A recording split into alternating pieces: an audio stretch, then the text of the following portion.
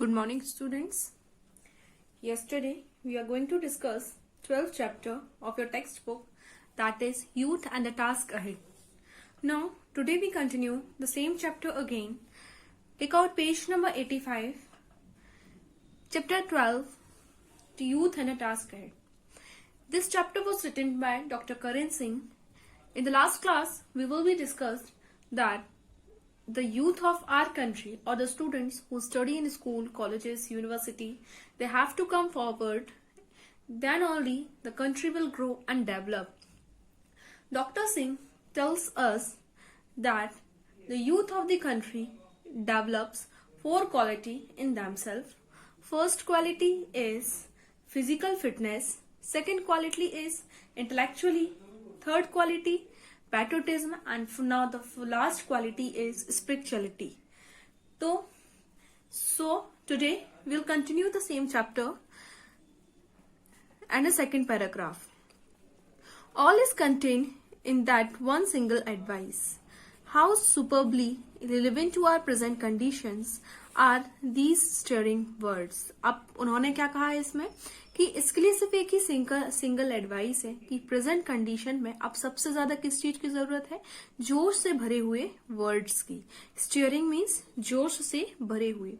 Finally, there is a spiritual dimension which indeed is the main faculty that distinguish human beings from the myriad other forms of life that exist on this planet. उसके बाद उन्होंने क्या कहा है कि एक जो quality है स्पिरिचुअलिटी की, ये एक ऐसी क्वालिटी है जो हमें इतने सारे जो लिविंग स्पीसीज अर्थ पर रिसाइड करते हैं उनसे डिफरेंट बनाते हैं ह्यूमन बींग्स को. तो उन्होंने क्या कहा कि ह्यूमन बींग्स को स्पिरिचुअलिटी एक ऐसी क्वालिटी है जो बाकी लिविंग बींग्स से ह्यूमन बींग्स को डिफरेंट बनाती है. जितने भी प्लैनेट इस अर्थ पर रिसाइड करते हैं उन सारे लिविंग बींग्स से जो स्पिरिचुअलिटी है वो हमें डिफरेंट बना देती है. At a time of deep crisis, as we must be endured with a new spiritual fever means josh, leading to that fearlessness and dynamism, whereby we can overcome all difficulties. उन्होंने कहा जब बहुत problem वाला time था, बहुत crisis वाला time था, तब सबसे ज्यादा जरूरत किस चीज की थी कि जो नई स्पिरिचुअलिटी थी, मतलब लोगों के अंदर जो जोश भरा गया स्पिरिचुअलिटी के बेसिस पर, उससे क्या हुआ, लोगों के अंदर का जो फियर था वो खत्म हो गई और लोगों ने जितनी भी सारी उनके सामने डिफिकल्टीज थी उनको ओवरकम करके उन्होंने आगे बढ़ने का डिसीजन लिया और अपने डर को पीछे हराकर वो आगे बढ़ते गए. When I speak of spirituality, I am not referring merely to dominational religion, however inspiring that may be. Ours is a nation that has from time immemorial cradled an immense variety of religion, and today in free India, people belonging all faith live together in a peace and harmony. तो आप सभी को भी पता हुआ है कि जैसे कि हमारा कंट्री जो है, हमारा जो नेशन है, उस नेशन में पहले से और आज के टाइम में भी जो डिफरेंट रिलीजन के लोग हैं हमारे देश में, हिंदूज में जरूर हम बोलते हैं, लेकिन बहुत सारे रिलीजन के लोग, चाहे आप हिंदू को ले लीजिए, मुस्लिम, सिख, क्रिश्चियन, जैन, जितने भी रिलीजन हैं, सारे लोग पीस से एक साथ मिलकर रहते हैं. और इंडिया ही एक ऐसी कंट्री है, इंडिया की ही ये जो एक ऐसी कंट्री है जिसमें कि अगर प्रॉब्लम आए तो सारे लोग मिलकर साथ में लोग उस प्रॉब्लम को फेस भी कर सकते हैं. जस्ट फॉर एग्जांपल, एक बहुत ही अच्छा एग्जांपल है कोरोना वायरस. अभी आप सबको पता है कि हमारी कंट्री में कितना पैंडेमिक चल रहा है. कोरोना वायरस ये सिर्फ हमारी कंट्री में नहीं बोलना चाहिए, पूरे वर्ल्ड में चल रहा है. लेकिन हमारी कंट्री की अगर अभी हम बात करें तो सारे रिलीजन एक साथ हो गए. इतने सारे अभी फेस्टिवल्स पड़े, चाहे आप ईद को ले लीजिए, रक्षाबंधन ले लीजिए, किसी ने भी अपने हर रिलीजन को अपने शांति से मनाया. उन्होंने ये नहीं कहा, ईद में भी नमाज पढ़ने नहीं गए थे वो लोग, रक्षाबंधन पर भी लोग अपने ही घरों पर रहे. मेन मोटिव क्या था कि हमें इस जो पैंडेमिक चल रहा था उससे ओवरकम करना था, उसको हराना था. What I am referring to is that golden thread of unity which runs through all religion and from which they all ultimately derive power and sustenance. तो उन्होंने क्या कहा है कि एक सबसे बड़ी चीज क्या है? यूनिटी है, जो हमारी कंट्री में सारे रिलीजन्स के बीच में है, जो हमारा सबसे बड़ा पावर है और हमारी सबसे बड़ी ताकत है कि हम सब मिलकर एक साथ हमारे अंदर यूनिटी है. This implies that acceptance of the divinity inherent in every human being and of the noble globe of spiritual growth and realization, a concept that at once raises the dignity of the individual and cut across all narrow barriers and distinctions. उन्होंने क्या कहा है कि ये spirituality है कि हम अपने सारे बैरियर्स को, सारे जातिवाद को, हर चीज को छोड़कर एक साथ मिलकर आगे बढ़ रहे हैं. Indeed, the principle of individual divinity and spiritual evolution is one which transcends even national barriers, and it alone can give us the courage to fight for our freedom and integrity with underlying valor. Valor means बहादुरी, and the wisdom to do so without hatred. उन्होंने क्या कहा कि हमारे अंदर spirituality की quality है कि हम सब साथ में मिलकर फाइट कर सकते हैं अपनी फ्रीडम के लिए. इवन आने वाले जो टाइम में भी अगर हमें ऊपर कोई प्रॉब्लम आती है तो हम सब मिलकर उस प्रॉब्लम को फेस कर सकते हैं. सब मिलकर साथ में उसके लिए अपनी फ्रीडम के लिए फाइट कर सकते हैं और अपनी बहादुरी को शो कर सकते हैं, अपने विजडम को शो कर सकते हैं, बिगर अपने दिलों में नफरत को पाले हुए, कि हम एक दूसरे से नफरत ना करके हम अच्छे से रहकर अच्छे तरीके से चीजों को ओवरकम कर सकते हैं, अच्छी तरीके से चीजों को फेस कर सकते हैं. The physical, intellectual, patriotic and spiritual then are dimensions in which our young men and women must equip themselves so that they can really be an effective service to the nation. तो poet जो doctor Singh है वो क्या कर रहे हैं author कि हमारे जो इतने भी यूथ हैं उनको अपने अंदर ये क्वालिटीज लेकर आनी ही चाहिए. फिजिकल, इंटेलेक्चुअल, पैट्रियोटिक और स्पिरिचुअल, तभी वो अपनी प्रॉपर इफेक्टिव सर्विसेज अपने नेशन के लिए दे सकते हैं. अगर आपने अपने अंदर ये क्वालिटीज को डेवलप नहीं किया तो आप अपने नेशन के लिए अपनी प्रॉपर तरीके से सर्विसेज नहीं दे पाएंगे. नीडलेस टू से this is the continuous process and the very act of national service itself help to develop these capabilities. और उन्होंने क्या कहा, इन सारी चीजों का कहीं एंड नहीं है, ये चीजें आप अपने अंदर हमेशा डेवलप कर सकते हैं. आप फिजिकल है, ऐसा थोड़ी कि हमने 2 साल फिजिकली फिट रहे उसके बाद हमने छोड़ दिया तो क्या ऐसा पॉसिबल होगा, हम अनवेल हो जाएंगे? नहीं. इंटेलिजेंस है, इंटेलिजेंस पढ़ने का भी कोई एंड नहीं है.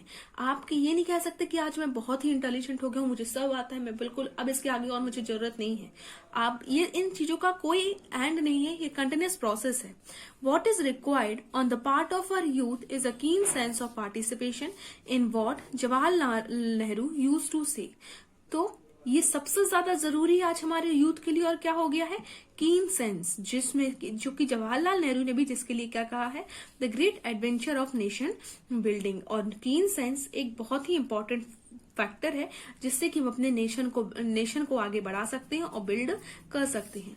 There is a no room here for cynicism. Cynicism means कुटिलता और डिफीटिज्म, बोर्डम और डिप्रेशन. उन्होंने क्या कहा, कुटिलता के लिए, हार मान लेने वालों के लिए, कि जो लोग हार मान ले, डिफीटिज्म, बोर्डम और डिप्रेशन के लिए इसमें कोई जगह नहीं है. उन लोगों के लिए यहाँ पर कोई जगह नहीं है.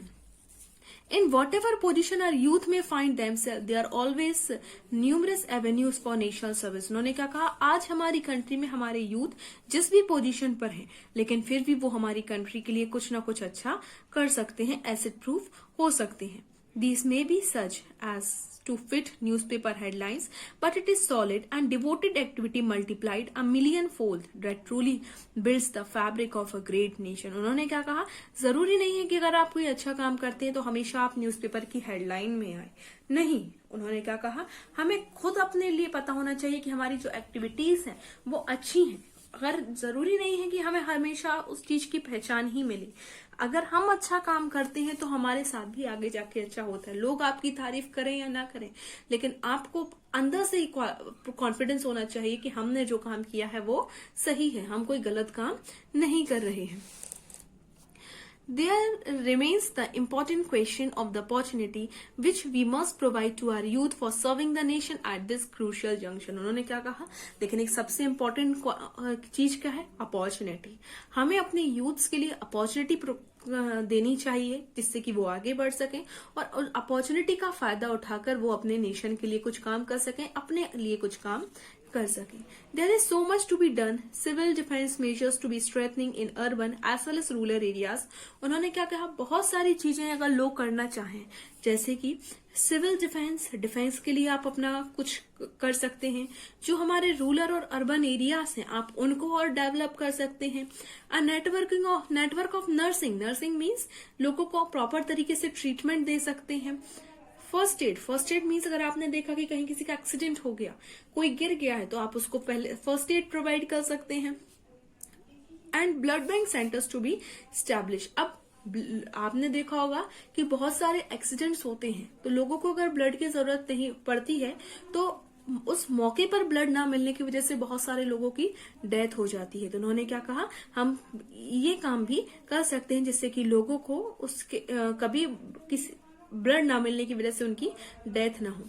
The welfare of our brave society forces who have sacrifice so much on the battlefield to be furthered, the defendant of those who made a supreme sacrifice to be helped and comforted, communal harmony to be maintained। उन्होंने क्या कहा, वो लोग जो हमारी society के लिए काम कर रहे हैं या हमारे जैसे कि डिफेंस पर्सन हैं, वो हमारे लिए बहुत कुछ कर रहे हैं, तो हम भी उनके लिए कुछ कर सकते हैं। हम उनके लिए ऐसा कुछ काम कर सकते हैं जिससे कि उनकी लाइफ कंफर्ट हो सके, उनको एक कंफर्टेबल लाइफ हम प्रोवाइड करवा सकें।